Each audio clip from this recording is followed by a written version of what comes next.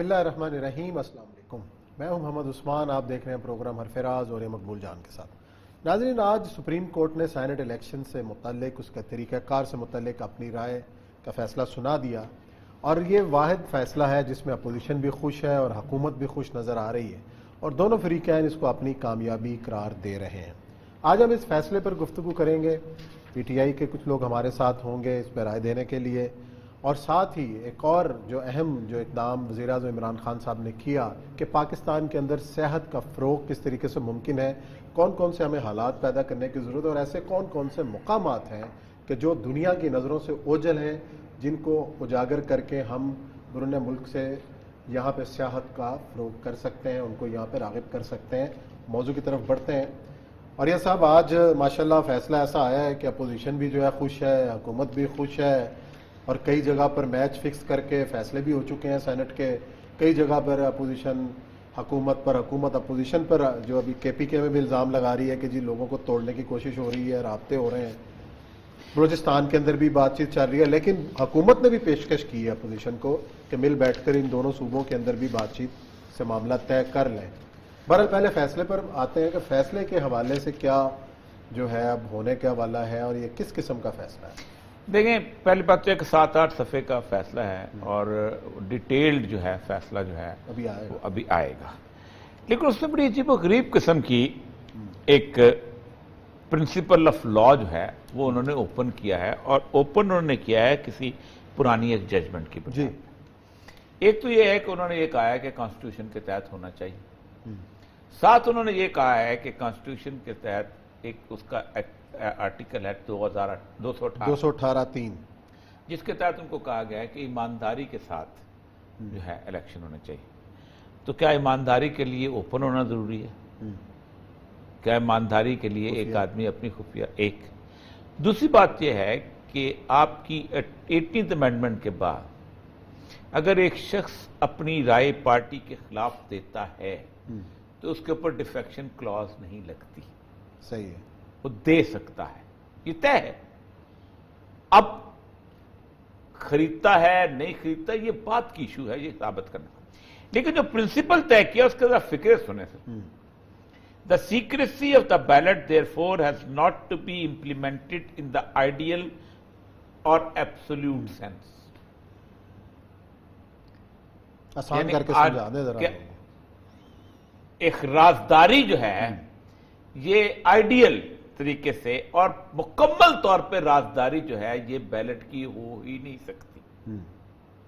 کیسے نہیں ہو سکتی, کیوں نہیں ہو سکتی؟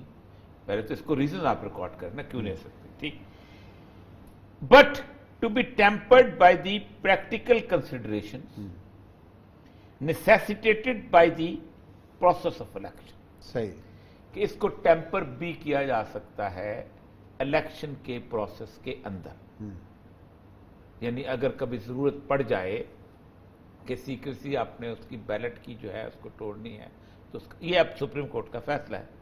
Furthermore, in order to achieve the mandate of the Election Commission in terms of Article 2118 read with 220 and other enabling provisions of the Constitution and the law, the Election Commission is required to take all available measures.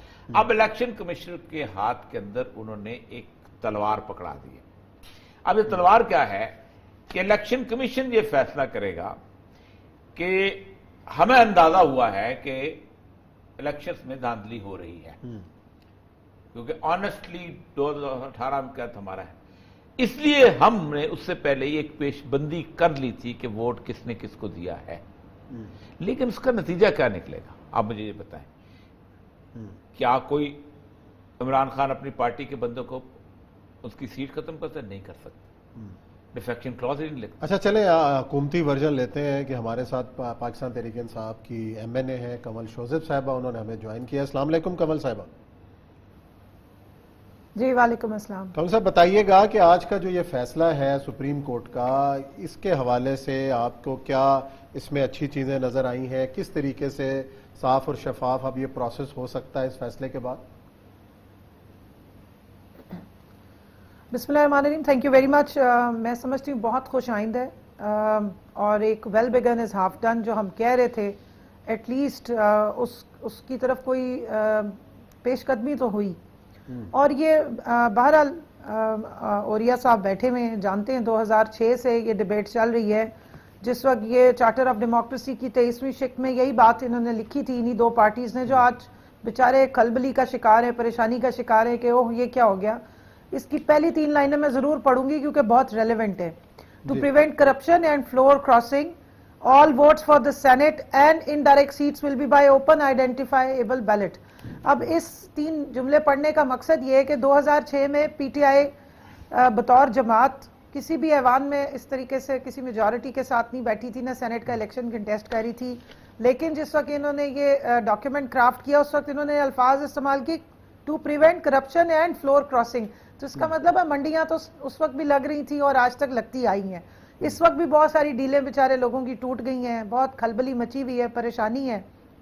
اور اچھا کمل چودھری صاحب, یہ بہت اچھی بات آپ نے کی کہ انہوں نے ابھی ہم ذرا پی ٹی آئی کو, کیونکہ ظاہر بات آپ تو میدان میں نہیں تھی اس وقت 2006 میں جب یہ آئے تھے, تو ایک نقطہ نظر ہمارا شروع سے ان کے بارے میں یہی رہا ہے کہ بنیادی طور پر ان دونوں میں ایک پارٹی ڈکٹیٹرشپ کا انہوں نے ایک راستہ نکالا تھا. ایک آدمی ہے, اس کو 10 ووٹ چاہیے اور 10 ووٹ میں 5-5 کروڑ روپے لے کے 50 کروڑ روپے اس کو دیتا ہے ایم پی ایس کو. لیکن اگر وہ 50 کروڑ نواز شریف کو دے دیتا ہے یا زرداری کو دے دیتا ہے اور ٹکٹ لے لیتا ہے تو اس کرپشن کو کون روکے گا؟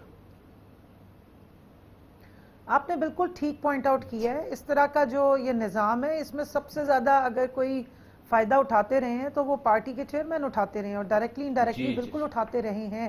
اور یہی بات ہے جس کو وزیر اعظم عمران خان صاحب نے بارہا بتایا, مولانا فضل الرحمان صاحب کی مثال بھی دی. ان دونوں کی تو سب کو معلوم ہے نا, تیسرے کو بھی آپ بیچ میں شامل کر لیں جنہوں نے سب سے زیادہ اس میں فائدے اٹھائے ہیں کہ آپ پلس مائنس کر کے کسی کو بھی ٹکٹ دیتے ہیں اور ان سے اربوں خربوں روپیہ وصول کر لیتے ہیں, اور اس کے بعد پارٹی کے فنڈ کے نام پہ اور آپ اس طریقے سے سینٹ کے یا اعلیٰ ایوان کی ٹکٹ تو قانون تو کسی کو نہیں روک سکتا نا, تو قانون تو نہ روک سکا. ہم تو ایسی بات کرونا روتے ہیں کہ قانون جو ہے وہ تو ہمارے سیاستدان جب تک اپنی سیاسی پارٹیاں اپنے لوگوں کی تربیت نہیں کرتی, اپنے لوگوں کو ٹھیک نہیں کرتی, اپنے کالی بھیڑے اپنے اندر سے نہیں نکالتی, سپریم کورٹ کا اس سے ڈبل کانسٹیٹیوشن امینڈمنٹ بھی ہو جائے تو کچھ نہیں ہو سکتا. نہیں اوریا صاحب, میں اس میں تھوڑا سا آپ سے ڈفرنس رکھتی ہوں, اس لیے کہ جب کوئی پروسیس سٹارٹ ہوتا ہے تو وہ ایک بیسکلی ایولیوشن جنم لیتی ہے اور آہستہ آہستہ آپ اس ٹارگٹ تک پہنچنا شروع کرتے ہیں. آپ ٹھیک کہہ رہے ہیں, اصل میں ہمارے لوگوں کی ایک سوشل اور مورل جو ایک یہاں کا وہ فیبرک ہے وہ اتنا ڈیمیج ہو گیا ہے کہ جب آپ کہیں کہ کھاتا ہے تو لگاتا بھی تو ہے, تو پھر اسی سوچ کے تحت لوگ کھا بھی لیتے ہیں اور بعد میں لگا بھی لیتے ہیں.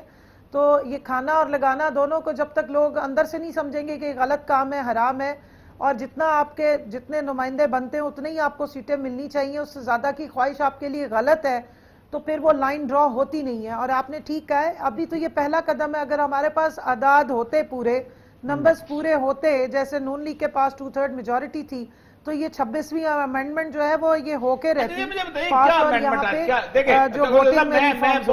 میں اکثر سیاستدان سے اکثر پروگرام میں ڈسکس کرتا ہوں, کیا امینڈمنٹ آتی؟ یہی آتی کہ ایک آدمی جو ہے وہ اپنا دکھا کے ووٹ دے گا.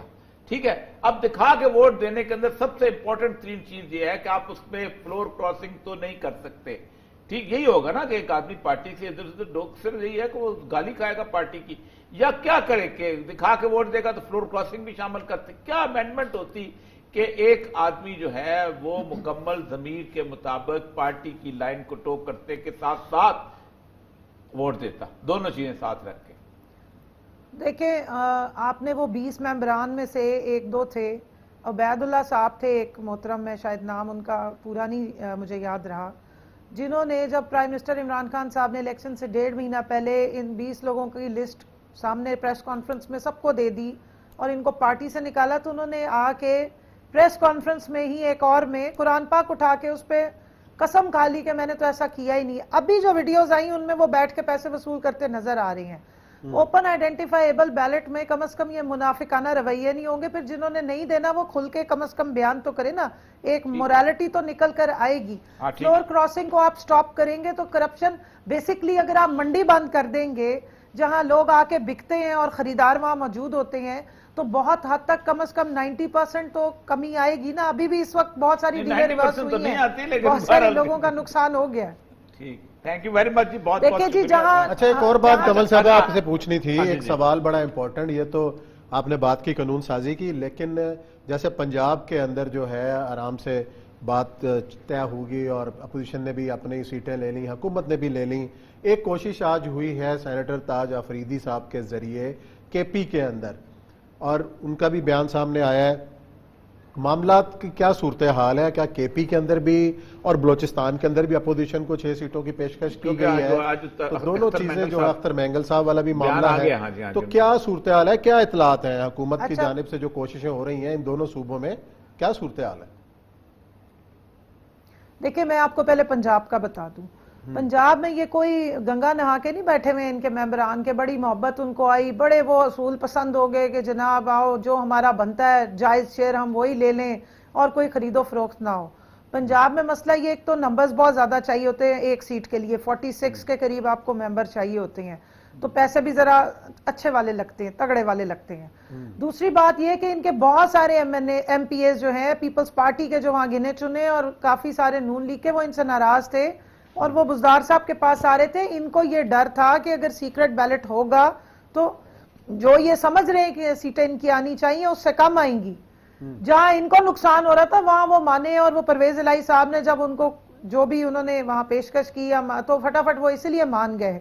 अच्छा, अभी चलो। आपने बिलावल का भी मेरे ख्याल में बयान नहीं सुना, बिलावल का बयान भी मैं आपको जरा बताना चाह रही हूँ, और एक दो डेवलपमेंट्स भी बताना चाह रही हूँ। बिलावल ने कहा जी अभी वो बड़ा अजीब सी अपनी किसी उर्दू में उसका लुब्बे लुबाब ये है कि जनाब अभी हमारा जो पीडीएम चल रहा है जो टूटा फूटा, उसको बड़ी तकवीयत मिलने वाला है इस सारे में। और उसके अलावा अभी हमारा जो वहां से स्पोक्स पर्सन है उन्होंने भी, और केपी से जी, उन्होंने कहा कि हमारे 3 से 4 मेंबरान को कामरान बंगश ने और हमारे जो इंफॉर्मेशन मिनिस्टर ने अभी प्रेस कॉन्फ्रेंस थोड़े जी उन्होंने बताया कि 3-4 हमारे मेंबरान को अप्रोच किया गया, पैसे ऑफर किए गए और हम सारे हकाइक सामने लेकर आएंगे। अच्छा, चले तो कमल देखिए, साहब, ये जहां पर भी आप एक सही काम के लिए, मुझे एक मिनट दें, सही काम के लिए, एक अच्छे काम के लिए अगर आप गलत रास्ता इख्तियार करते हैं, गलत तरीका इस्तेमाल करते हैं, तो वो भी हराम ही हो जाता है।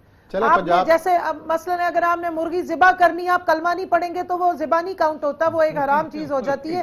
तो एक सेनेट का इलेक्शन है जिसमें आपने आना है और मेंबर बनना है और रिप्रेजेंट करना है पूरे अपने इलाके को, पूरे सूबे को, वहां आप एक हराम तरीके से आके बैठ के जो डिसीजन करेंगे, मैं तो समझती हूँ कि वो भी सारा ही आप पूरा टाइम बेईमानी ही कर रहे होंगे, बददियानती ही कर रहे होंगे। तो इस तरीके को ठीक करने के लिए पहला कदम मैं समझती हूँ आगे। और एक चीज अभी इन्होंने पढ़ के सुनाई थी औरिया जान साहब ने, मैं उसकी अगली 3 लाइन्स सुना दूं और इसका मैं रेलेवेंस बता दूं। मैंने सुनाई है वो भी जी 218 का जो है ना, जी मैं सिर्फ आगे कहूंगी। हाँ, उसमें उन्होंने कहा election commission is required to take all available major including utilising technologies to fulfill the solemn constitutional duty to ensure that the election is conducted honestly, justly, fairly and in accordance with law and the corrupt practices are guarded against. अब ये electronic voting मुझे बता दीजिए, electronic voting का देखो तरीका जी, election सिर्फ senate तो नहीं है ना जी, इलेक्शन तो अभी डस्का में भी हुआ, इलेक्शन वजीराबाद में भी हुआ, इलेक्शन वो 63 नौशेरा में भी हुआ, इलेक्शन 45 में भी हुआ, सिंध में भी हुआ। तो अगर इलेक्ट्रॉनिक वोटिंग का और टेक्नोलॉजी का इस्तेमाल होना शुरू हो जाएगा, और ये जो बेचारे स्कूल टीचरों को बिठा देते हैं इन्फ्लुएंस करके कि चलो जी लग जाओ इलेक्शन कमीशन का अमला बन के, और जो नीचे से आरओज पकड़ के ला के बिठा देते हैं और वो अप्रोचेबल होते हैं, उससे जान अगर छुट जाए तो बहुत हद तक ट्रांसपेरेंसी आने के चांसेस हैं। अच्छा जी, चले एक आखिरी सवाल के, आपने कहा कि पंजाब में नून लीग और पीपल्स पार्टी को परेशानी थी कि उनके लोग जो हैं वो बुजदार साहब से मिल रहे थे। मरकज में पीटीआई को क्या परेशानी है कि इतना जो है वो एक फिजा बनी हुई है, वज़ीर आज़म साहब खुद मुलाकात कर रहे हैं, वज़ीर आज़म साहब ने खुद मामला हाथ में लिए हैं, 11 वोट ज्यादा है, 11 वोट ज्यादा है, फिर भी लग रहा है कि कहीं खौफ और डर मौजूद है। ऐसा क्यों, ऐसी फिजा क्यों समझ में आ रही है, क्या वजह है? देखिए जी, पहले तो मैं बता दूं, डर खौफ इमरान खान को तो छू के नहीं गुजरता। वो तो माशाल्लाह हम हैरान होते हैं कि किन नर्व्स के बने हुए। हम अगर घबरा भी रहे हो तो वो नहीं घबराते हैं, और उनका एक बड़ा मशहूर जुमला है कि घबराना नहीं है। लेकिन बात यह है कि जो लोग घबरा रहे हैं या जिनको कोई इश्यूज हैं या परेशानी है, उनको बुला के वो एड्रेस कर रहे हैं कि भाई आप तगड़े हो, और परेशानी लगनी चाहिए दूसरी साइड पे जो हमारी जरदारी लीग और नून लीग है, جو انہوں نے عوام سے پیسہ لوٹا ہے، اگر یہ کسی کو آفر کر رہے ہیں تو یقین رکھ لیں کہ یہ ریکوری کا ٹائم ہے، پھر آپ سے ووٹ بھی آپ کو نہیں ملے گا اور جو عوام کا لوٹا پیسہ ہے وہ بھی واپس خزانے میں آ جائے گا. چلے اس طریقے تو سے آپ واپس اپنی آ ٹرائی جائے تو مار اچھی کے بات دیکھ لیں، نہیں. ویسے بھی آخری دفعہ ہے. چلے جی بہت اور شکریہ. ابھی مجھے امید ہے کہ الیکشن کمیشن کوئی ایسا اسٹریٹجی ڈیوائس کر دے گی کہ کل انشاءاللہ جو یا پرسوں جو بیلٹ ہونے جا رہا ہے اس میں کچھ نہ کچھ بہتری آئے گی اور ہم ٹیکنالوجی کا استعمال کر سکیں گے. میں آپ کو چلے جی بہت شکریہ کمل صاحبہ، بہت شکریہ آپ کا. میں آپ کو بتاؤں میرا جو اندازہ ہے کہ ٹیکنالوجی پہلے ڈیوائس ہوئی ہے، فیصلہ بعد میں ہے. اچھا ہو چکی ہے کہ کیا کرنا ہے کیا نہیں. میرا اندازہ ہے. چلے بریک کا وقت ہے، بریک کے بعد اس میں پہ ٹیکنالوجی بنتی نہیں ہے. دیکھ لیتے ہیں نا. فواد چودھری صاحب بڑی محنت کر رہے ہیں، شاید کو بنا لی انہوں نے الیکٹرانک ووٹنگ مشین بنا لی. نہیں وہ تو بہت ضروری ہے. انہوں نے بنا الیکٹرانک دیکھیں عثمان صاحب 6 کروڑ ووٹ نہیں ہے لیکن 6 کروڑ موبائل ہیں پاکستان میں. آپ نے اپنا ہر موبائل بایو میٹرکس کیا تھا. آپ بینک اکاؤنٹس آپ ساری ٹرانزیکشن اس پہ کر سکتے ہیں. ووٹ بھی ووٹ ہونا چاہیے بایو میٹرکس. اپلیکیشنز کے لیے ووٹ ڈال دیں. چلیں گے ناظرین بریک کا وقت ہے، بریک لیتے ہیں اور بریک کے بعد آتے ہیں اسی ایشو پر گفتگو کا سلسلہ جاری رکھیں.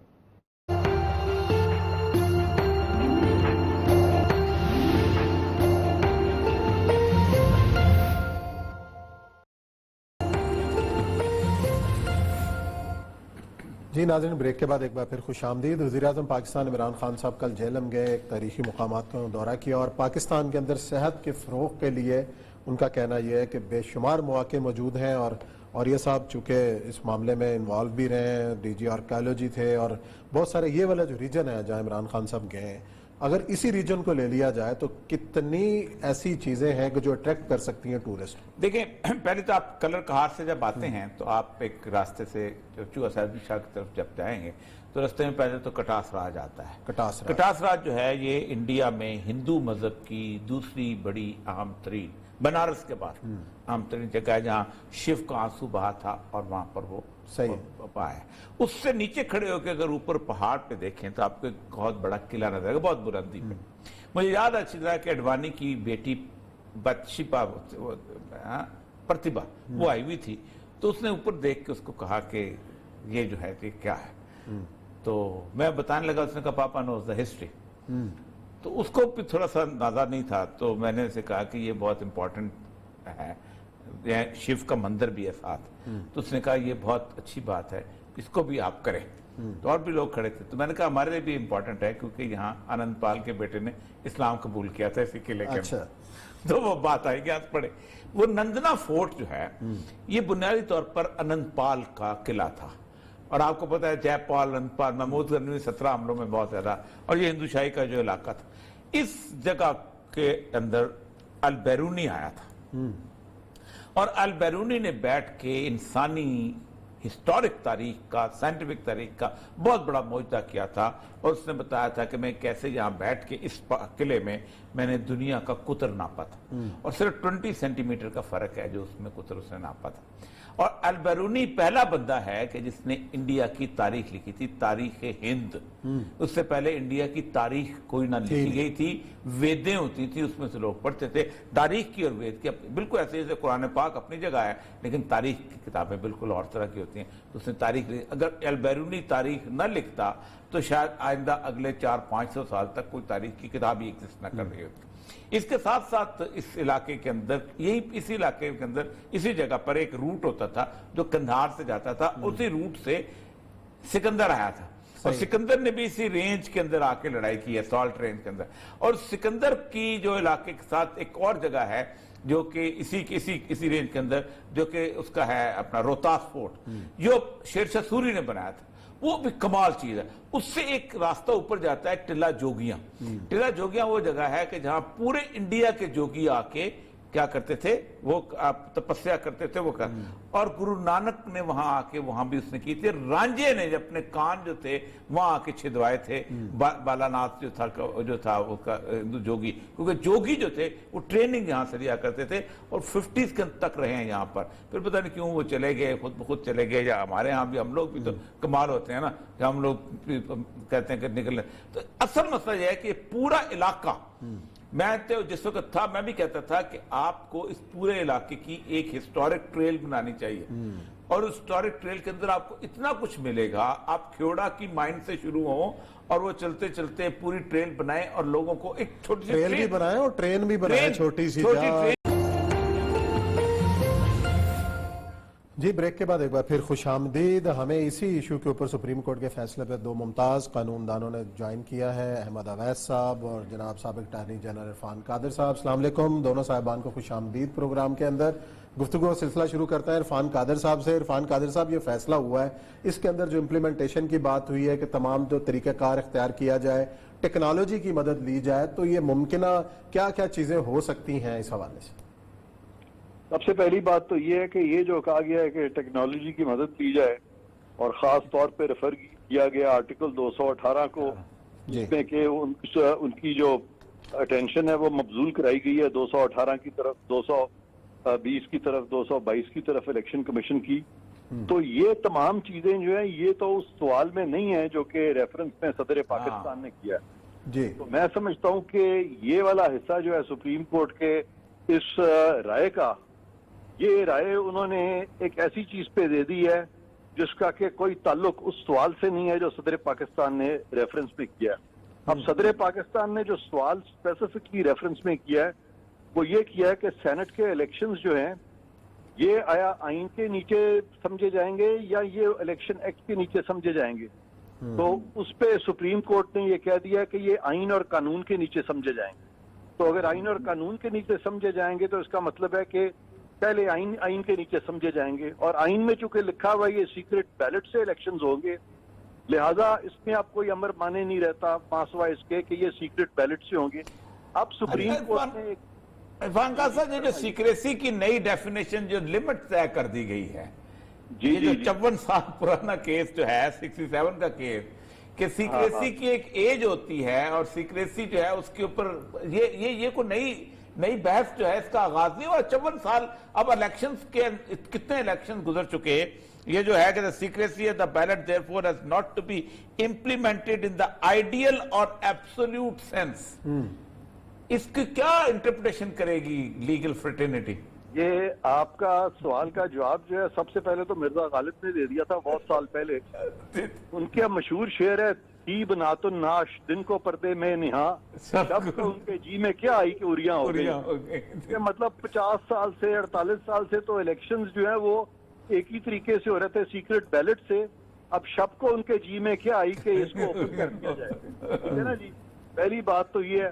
دوسرا جو آپ کا سوال ہے کہ وہ جس ججمنٹ پہ ریلائی کیا گیا 1967 کی, تب تو 73 کا کانسٹیٹیوشن آیا ہی نہیں تھا. اور جب 73 کا کانسٹیٹیوشن آ گیا تو جو سب سے پہلا کیس اس میں جو مشہور ترین کیس ہے سیکریسی آف بیلٹ پہ, وہ وسیم سجاد صاحب کا تھا. وسیم سجاد صاحب کے کیس میں سپریم کورٹ نے یہ ہولڈ کیا کہ چونکہ بیلٹ پیپر پر کچھ نشان لگائے گئے ہیں, کچھ مارکنگز ہیں, لہٰذا یہ مارکنگز اور یہ نشان جو ہے یہ سیکریسی کے خلاف ہے, سیکریسی کو کمپرومائز کر رہے ہیں. لہٰذا وہ ووٹس جو تھے وہ انویلیڈیٹ کر دیے گئے تھے مارکس, لیٹرز, فگرز کی وجہ سے. تو آج یہ بات ہو رہی ہے کہ جی بار کوڈ لگا دیں, تو بار کوڈ سے تو وہ پھر آئیڈینٹیفائی ہو جائے گا.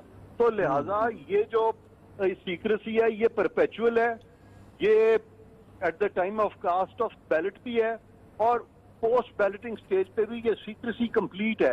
اس میں کوئی امر مانے نہیں ہے. There are no ifs and buts. میں تو یہ سمجھتا ہوں, اور میں سمجھتا ہوں کہ اس معاملے میں جو یحییٰ افریدی صاحب کا جو فیصلہ ہے وہ بالکل صحیح ہے کہ صدر پاکستان نے کوئی ایسا سوال ہی سپریم کورٹ کے سامنے نہیں رکھا جس پر کہ سپریم کورٹ 186 کے نیچے اپنی رائے دیتی, کیونکہ آئین میں تو صاف طور پہ 2 لائنیں ہیں.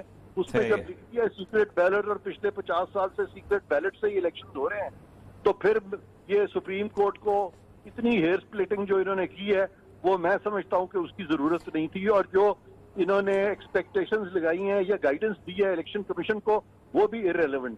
اچھا احمد صاحب, آپ چونکہ اس میں اسٹیٹ کی طرف سے پنجاب سے اٹارنی جنرل کی حیثیت سے اپنے پیر ہوئے, ظاہر بات ہے انہوں نے اعتراض کیا ہے کہ ایک چیز میکسم آف, مجھے ایسا لگتا ہے کہ میکسم آف لا بن گیا. سپریم کورٹ ہے, پریزیڈنٹ ہے, کہ سیکریسی کی ایک لمٹ ہے, اور اگر سرکمسٹانسز الاؤ کریں تو سیکریسی جو ہے وہ بریک کی جا سکتی ہے.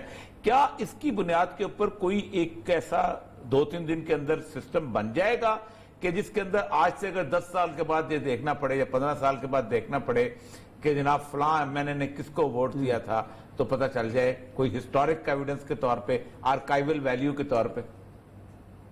دیکھیے اس میں بات یہ ہے کہ پہلے تو میں آپ کو یہ بتا دوں کہ یہ جب وہاں پہ سپریم کورٹ میں جب سارا یہ مسئلہ زیر بحث آیا اور کافی ڈیٹیل اس کے اوپر بحث کی ہوئی، تو وہاں پہ ان کے مد نظر یہ تھا کہ جو مینڈیٹ ہے، کیونکہ آرٹیکل 59(2) جو ہے، جو پرپورشنیٹ ریپرزنٹیشن اور اس کا طریقہ کار آگے کے by way of transferring single vote جو ہے، اس کو ٹرانسفریبل ووٹ جو ہوگا، ٹھیک، یہ ایک طریقہ کار اس میں دیا۔ اب اس میں پرپورشنیٹ ریپرزنٹیشن کو ایز سچ کو کانسٹیٹیوشن میں تو کہیں ڈیفائن نہیں کیا یا آئے، لیکن اس کی ڈیفینیشن موجود ہے، ڈکشنریز میں ہے، لا ڈکشنریز کے اندر بھی ہے، اور اس کا بڑا کلیئر ہے کہ جتنا آپ کو جس پولیٹیکل پارٹی کو جو مینڈیٹ لے کے وہ جنرل پبلک سے جنرل الیکشن کے اندر لے کے آئے ہیں ہاؤس کے اندر، اس کے لیے اپر ہاؤس کے لیے ان کو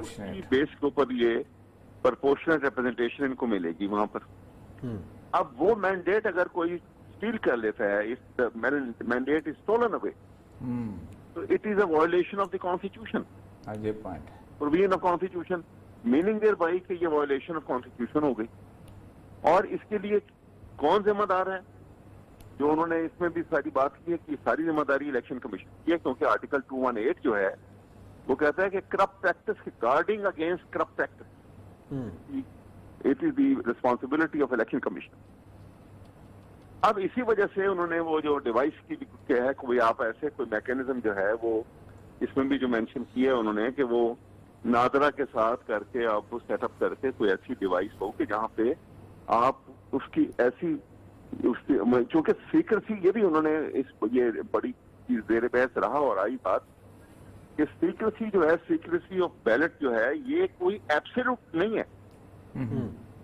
کہ آرٹیکل 226 میں بھی دیکھیں نا تو انہوں نے کہا ہے کہ وہ جو ہے الیکشن جو ہے all election under the constitution, exception کس میں کر دیا کہ پرائم منسٹر اور چیف منسٹر، جی جی، کہ یہ اس میں نہیں ہوں گے۔ دیٹ مینس کہ یہ ایک پروویژن، ایک لیٹیٹیوڈ تو موجود ہے کہ آپ اس کے علاوہ بھی کوئی طریقہ ہے الیکشن کرنے کا، ایبسولوٹ نہیں ہے یہ۔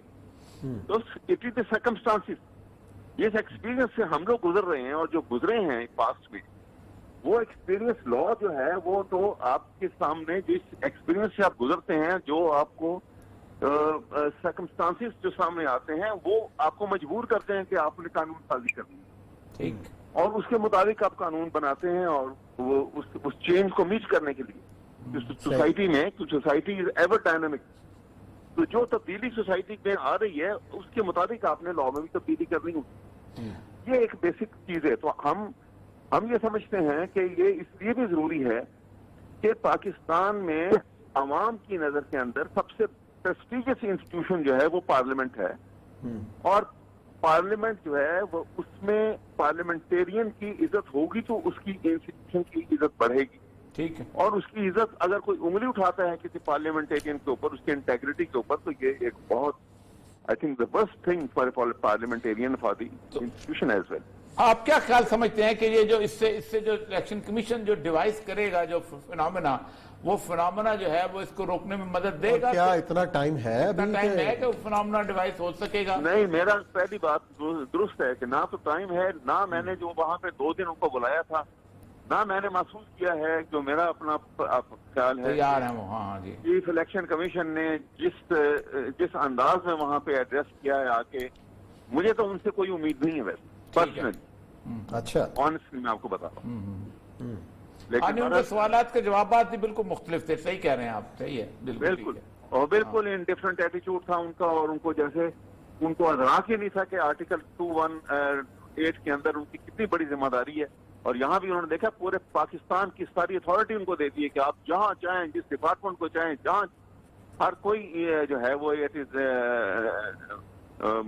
یور ڈسپوزل، کہ آپ کے کہنے کے اوپر ہر کوئی موو کرے گا اور آپ کی लेकिन बात यह है कि ड्यूरिंग इलेक्शन तो उनको इख्तियार होता है, मेरा ख्याल उसके अलावा नहीं होता। पूरे पाकिस्तान का नहीं होता, सिर्फ डस्के का होता है। हाँ बिल्कुल दुरुस्त है, लेकिन ये बहुत पॉलिटिकल स्टेज के ऊपर उसका बेइंतहा इख्तियारात उसके होता होते हैं, होना भी चाहिए, चलो।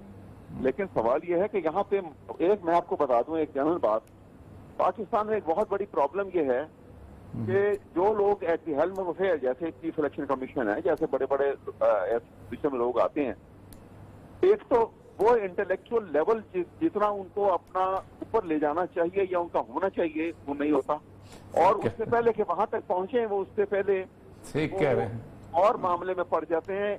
और वो चलें जी, वो जिन मामलों में पड़ जाते हैं इरफान कादिर साहब से भी पूछ लेते हैं कि जिस तरह डस्का के हवाले से। दूसरी बात यह है कि वो डिस्पैशनेट होकर फैसला नहीं करते। हाँ, ये बहुत बात मुश्किल काम की। अब इरफान कादिर साहब ने भी डस्का वाला जो फैसला प्रेस रिलीज भी पढ़ी होगी, और जैसे आपने कहा कि चीफ इलेक्शन कमिश्नर ने सुप्रीम कोर्ट में जिस किस्म का बयान दिया, और ये मुझे आपको नहीं लगता कि जो 2 दिन के अंदर कोई ऐसा कोई मैकेनिज्म बन पाएगा। इरफान साहब को क्या इसके ऊपर जो है इम्प्लीमेंट होती हुई नजर आ रही है चीजें आपको? जी मैं इस पे बात करता हूँ इम्प्लीमेंटेशन पे। सिर्फ मैं आपको ये वजाहत थोड़ी सी कर दूं कि ये जो आर्टिकल 59 जिसका जिक्र अवैध साहब ने किया है, इस पे बहुत लोग मिसलीड हुए हैं, जिसमें कि एक सुप्रीम कोर्ट के जज साहब भी काफी मिसलीड हुए। उन्होंने जब ये पढ़ा तो वो ये भूल गए कि लफ्ज प्रोपोर्शनल रिप्रेजेंटेशन का सिंगल ट्रांसफरेबल वोट के जुमरे में उसके साथ इस्तेमाल हुआ है, इन आइसोलेशन इस्तेमाल नहीं हुआ। लिहाजा इसका हरगिज़ ये मतलब नहीं है कि जिस तनासब से पूरी पार्टियां में किसी की रिप्रेजेंटेशन है तो उसी तनासब से सेनेट में भी उसके कैंडिडेट्स जो आने चाहिए, वरना तो फिर इलेक्शन की जरूरत ही नहीं थी। और ये भी याहिया अफरीदी साहब ने सवाल किया था और खुद ही उन्होंने इसका जवाब दे दिया था। वो जज साहब जो है उनको काफी देर इस कॉन्सेप्ट जो क्लियर नहीं था और वो बार बार ये सवाल करते रहे, तो उससे बहुत सारे अच्छे लोग जो है पढ़े लिखे वो भी मिसलीड हो गए थे, क्योंकि तवक्को यही की जाती है कि अगर सुप्रीम कोर्ट का जज कोई बात कर रहा है तो वो बड़ी मुस्तनद बात होगी, लेकिन वो बात कोई इतनी मुस्तनद है सच नहीं थी। अब जो दूसरा सवाल आपने किया कि ये इम्प्लीमेंटेशन इस सारी चीज की, तो इम्प्लीमेंटेशन तो मुहित है सारी चीज की एक ऑर्डिनेंस पर, क्योंकि सुप्रीम कोर्ट की जो एडवाइजरी जुरिस्डिक्शन है, ऑर्डिनेंस जो है वो हैसियत रखता है कानून की, लेकिन वो ऑर्डिनेंस सुप्रीम कोर्ट के फैसले के साथ ही भस्म हो जाता है, क्योंकि सुप्रीम कोर्ट का फैसला जो है वो बहुत ही, एक तो बहुत सारी चीजें जो है वो उससे बाहर हैं उसके रेफरेंस से, और दूसरा ये है कि एक तरफ उन्होंने कहा कि सीक्रेसी होगी और दूसरी तरफ का सीक्रेसी नहीं होगी। तो ये इस कदर वो कंफ्यूज किस्म का फैसला है कि अगर इस पे अमल दरामद शुरू करेंगे तो 100 साल हम इसी पे बहस करते रहेंगे, ऐसे ही चलते रहेंगे। जी बहुत शुक्रिया इरफान कादिर साहब और अहमद अवैस साहब, आपने तफसील से हमारे नाज़रीन को समझाया आज का फैसला। यहाँ लेते हैं ब्रेक, और ब्रेक के बाद आएंगे और जिक्र करेंगे पाकिस्तान में सेहत का फ़रोग कैसे मुमकिन।